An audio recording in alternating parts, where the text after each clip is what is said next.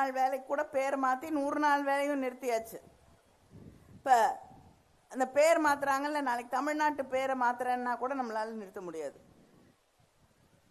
இப்படி தொடர்ந்து தமிழ்நாட்டுக்கு துரோகம் செய்து கொண்டிருக்கக்கூடியவர்கள் தான் டெல்லியிலே ஆட்சியிலே இருக்கிறார்கள். அவங்களோட தான் கூட்டணியிலே அதிமுக, அமமுக. இவங்க என்ன சொன்னாங்க? அமமுக தலைவர் கொஞ்ச நாளைக்கு முன்னாடி என்ன சொன்னாரு? அதிமுகவோட கூட்டணி வச்சுக்கிறதா இருந்தா ஒரு முழம் கயிறுல தொங்கிடலான்னு.